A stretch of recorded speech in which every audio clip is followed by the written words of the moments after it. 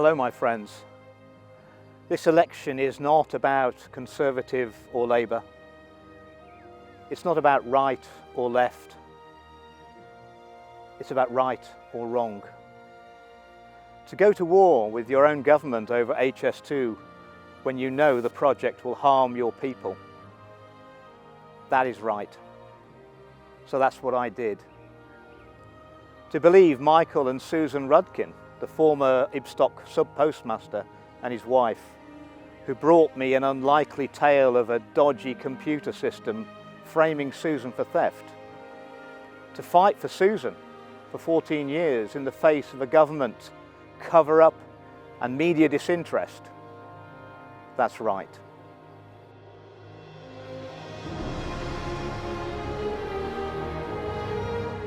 So that's what I did. To ignore the Horizon scandal out of fear of taking on Fujitsu, as many MPs and the media did, that's wrong.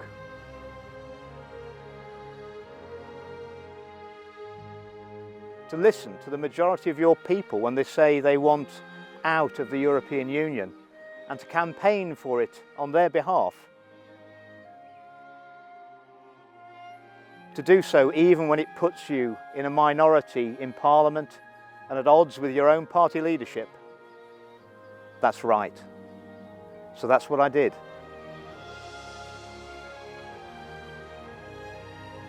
To work like a sneak behind the scenes to frustrate the Brexit vote, as many MPs and civil servants have done, that's wrong.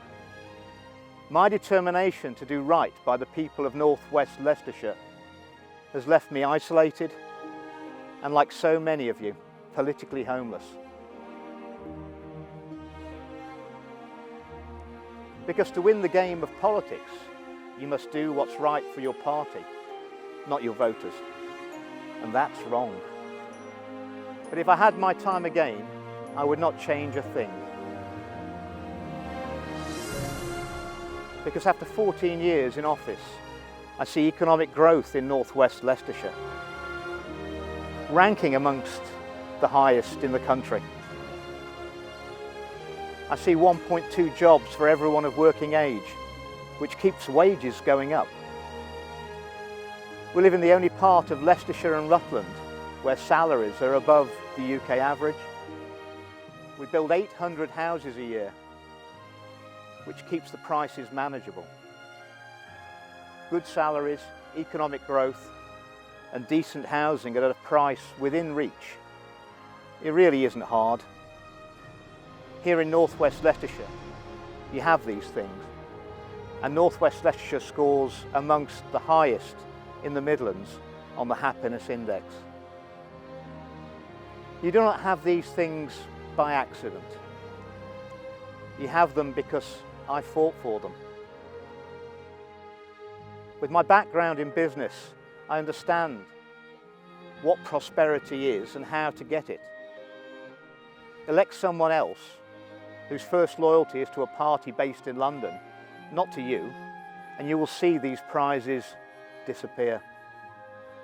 To commit to a defence union with the European Union, as Labour has done, that's wrong. To promise billions of dollars for a war in Ukraine whilst our public services crumble, that's wrong. To do nothing to bring peace negotiations in that war is wrong. To campaign for a second referendum because you don't like the first result, as Keir Starmer did, that's wrong. To enforce immigration law against people landing illegally on the beaches of Kent and to deport them for their crimes, that would be right. To house these criminals at your expense, while some British veterans and families have no place to call home, is wrong. To teach primary school children that there are more than two sexes, that's wrong. To try and get a bill through Parliament to stop this, as I did, is right. Only a tiny minority would argue otherwise, but politicians from both main parties voted my bill down. And that's wrong. For decades you've been warned that the climate is changing and the world is about to end. This is wrong. The climate has always changed. The world is still turning. The Labour Party and the Conservatives are marching arm in arm towards disaster that is net zero. The data used to justify these insane economic plans doesn't stand up to scientific scrutiny. China, India, Russia and others are opening new coal-fired power stations every week. We continue to sacrifice our economic well-being on the altar of this fraud. This is wrong. Re-elect me and I will continue to call this madness out. Nobody else on the ballot paper can. Their parties have surrendered to this cult. When members of the public began to contact me to say that they had been harmed by COVID-19 vaccines, I listened. Just like I listened to Michael Rudkin. Just like I listened to the people of Measham who were worried about HS2. I listened, I researched, I found there were questions to be asked, and I asked them. That's all I did. That is what an MP should do. And that is right. Many other former members of Parliament received similar pleas for help.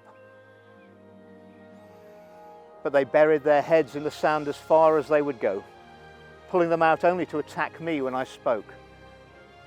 That's deeply, deeply wrong. The idea that pharmaceutical companies would cut corners with their safety is hardly revolutionary.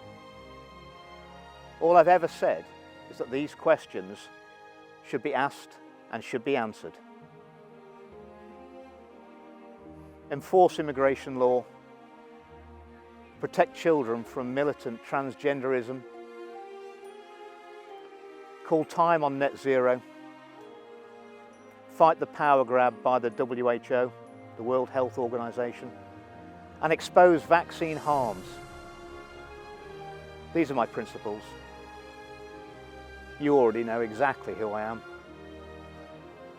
You also know that on these matters, the political class speaks as one and is forbidden by their parties to ask questions. When the chorus is singing the same tired song, it's the soloist who's remembered. Something once placed on the parliamentary record can never, ever be erased. If you re-elect me, I will be the only member of Parliament whose speech is truly free. My allegiance is to you. My questions and my votes in the House will be for you. I've stood up for you in Parliament for 14 years. Now I'm asking you to stand with me, and let's make the 4th of July our Independence Day. Thank you very much for listening to me.